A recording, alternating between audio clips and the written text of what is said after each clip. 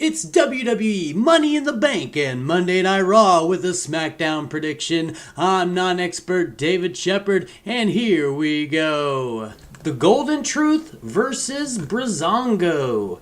This was a fun match that had its moments, and it was good to finally see Goldie, Dusty, and Ron the Truth Killings pick up a win. At the same time, though, Breezango looks like the more entertaining team, as those sunburns were fucking hilarious. They were borderline gross, really.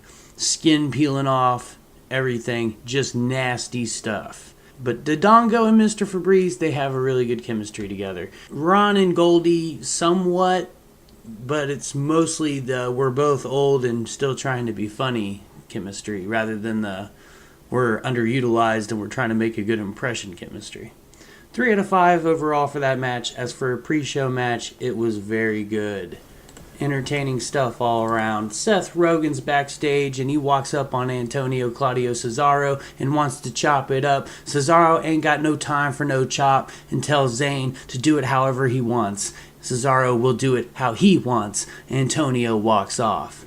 We go back to the pre-show orgy for hype on the ladder match. We take a Kit Kat break and see video from earlier in the day of The Rock's cousin arriving. Tommy Boy Phillips Screwdriver is backstage with Queen Queef of Hearts, and Becky Let Me Get a Finger in There Clinch for twatter questions.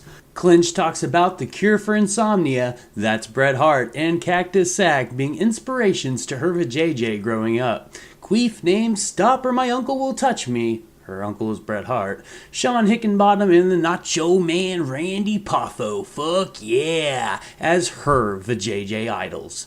But for really real, Becky, let a player hit that. I will wipe your ass with my tongue. The Dudley Boys versus the Lucha Dragons is next. Decent action to get the crowd ready for the start of the main show. Love the Dudleys as heels, just wish the WWE would give the undercard decent storylines to work with instead of focusing solely on the main event. Shows like Superstars and Main Event would be perfect for this. Give me a reason to watch, maybe, but who knows. 2.5 out of 5 stars for that contest. That is it for the pre-show. We head into the main show now, and the 2016 WWE Money in the Bank pay-per-view opens with the Las Vegas themed video of awesomeness. We're live from fucking Vegas as the fireworks go off and we see ladders damn near everywhere. Michael I Suck Big Fat Cox Cole welcomes us as he's joined by Voice of McMahon and Byron Sucks-a-Ton. Fatal 4-way for the WWE Tag Team titles.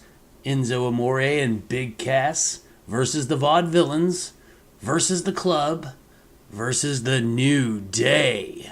This was a pretty decent match for the wrestlers being lost for a good majority of it. Awkward ending to this match when Big Cass obviously missed his cue and Gallows had to stand there lovingly looking Biggie in the eyes for a good 30 seconds. And English looks weak from selling the Jobber Killer for about 2 minutes. Decent entertaining bout overall though. Multi-man method of this match lended to its share of weird moments. The talents involved don't work this type of match enough to really do it justice here on pay-per-view. Every team did good, but every team can do better as well. 2.5 out of 5 stars for this encounter. Killsteen Kill is backstage with Tommy Boy Phillips Screwdriver Deluxe when Chris Armbar Jericho interrupts. Then Alberto Del Bordem interrupts as well. They all have words for tonight's big match. Steen does the best here though, as he is actually and actively fucking hilarious. Baron Corbin versus Dolph Ziggler. Black Beanie makes his way out first, followed by Dirk Diggler. The match was okay, but really overdone. But maybe that's the way this world should work. Just let them fight each other, and only each other, until the end of time. Sounds like classic McMahon to me. But yeah, please, no more WWE. Please. Please. Please. 2.5 out of 5. Charlotte and Dana Brooke versus Becky Lynch and Natalya. We go to the squared circle and out first comes Barbie Blank Stare with WWF Women's Champion Ric Flair's daughter. Becky Just the Tip Clinch is out first for her team. Queen Queef of Hearts is out next to a polite reaction. This match was okay, I guess, for a women's tag team match, but it does show that Dana Brooke still has a lot, and I mean a lot, of learning to do. Becky is definitely overlooked, but Natalya is just boring. She reminds me of my aunt at family gatherings. Corny, dry, and dull. Someone needs to smoke some weed with her and lighten her up. 2 out of 5. Backstage interview with Tommy Boy Phillips, Screwdriver Triple Deluxe, and Titty Master Dean Ambrose talking about how he will win the briefcase and be the king of the jungle. Regarding the main event, he believes Roman will have fun beating up Seth Rollins. Nice little promo from Dean. Sheamus versus Apollo Crews is next. We go to the ring and out comes Sheamus. We see his recent attack backstage at Raw. Terry Crews is out next to a pop. The match was a snooze fest minus the big moonsault on the floor. That was cool. The rest of this was pre-show style garbage though. I know Sheamus can't do any better, but Crews can. I don't know if he's just nervous or what, but he seems off since coming to the WWE. 2 out of 5. We get a video package for the next match, which is AJ Styles versus John Cena. We go to the ring and out first comes the John Cena of TNA to a pop. The AJ Styles of WWE is out next to a very mixed reaction. The crowd is going wild as they can't wait to lock up. Fans chant for AJ before the two even lock up. Cena looks on and they both smirk. This match was good. Borderline great. But you can tell they're holding back, which is good news for the future. Wish Styles could have went over clean, but hey, some things just ain't meant to be. Cena keeps proving he's almost as good as his booking the last 15 years has been, and AJ Styles keeps proving he's better than his booking thus far.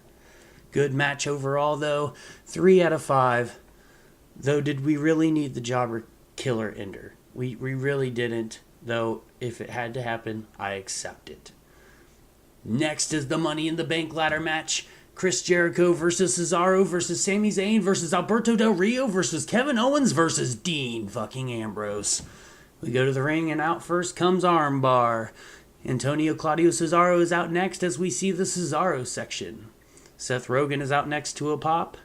Alberto Del Boredom follows and he's the only one in this match to win in the past. Kill Kill is out next to a pop.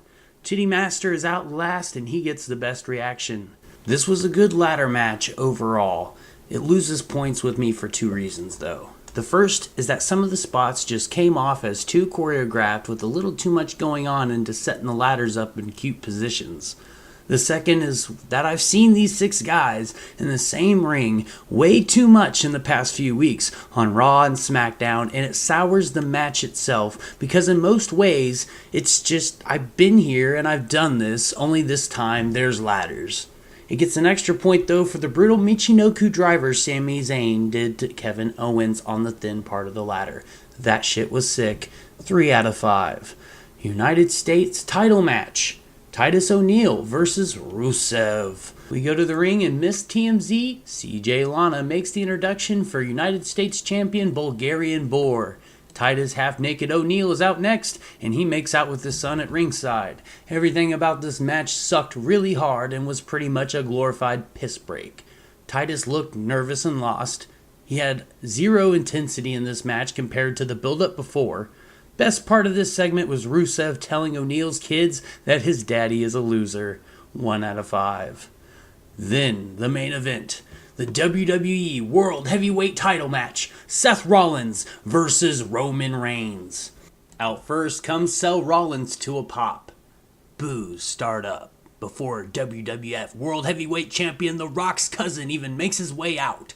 We get formal ring introductions from weirdly sexy horseface, and The Rock's cousin gets mostly boos. Really boring match here until the finish. I literally fell asleep during this match as Roman didn't care, or Seth had ring rust, though probably both. Sick finish though, with that spear countered into a pedigree. I would have either ended it there, or had Seth pick up Roman and lay another pedigree into him, instead of just waiting for Roman to get up. Maybe, I'd probably have to do 2 out of 5. This match had nothing but a finish. Finish was good though, but it could have used just a little bit of tweaking and it would have been a great one. Though our winner and new WWE World Heavyweight Champion, this is the real good news, Seth Rollins. But wait, after the match, Rollins is celebrating and Dean Ambrose's music hits. Titty Master attacks from behind, nailing Rollins with the briefcase, cashes in, and we have our next match. WWE World Heavyweight Title match. Dean Ambrose versus Seth Rollins. Ambrose waits for Seth to get up and nails Dirty Deeds for the championship. Winner and new WWE World Heavyweight Champion, Dean Ambrose. Good way to end the pay-per-view after a pretty shitty main event. Ambrose for sure deserves the title and deserves a good run with it too. Though unfortunately I foresee Rollins winning at Battleground and Roman at SummerSlam, but a guy can hope, right? Overall, I'd give this event a 3 out of 5. It had the potential to be great, and while it was Dean Ambrose's night and Styles and Cena had a fun match, there was a lot to drag it down as well. Solid effort though with this card, though much better could have been done. Next up is the Rapid Fire Raw Review. Dean Ambrose, yay! Roman Reigns, boo! Sami Zayn versus Kevin Owens, cool I guess. John Laurinaitis, eat a dick and die. Enzo Amore, verbal lord and savior of good mic work. The vaudevillains equal pasty. A heel AJ Styles is hilarious. The club, let 'em talk. John Cena, don't bury me club now. Just kidding, LOL. For real though, don't bury my club.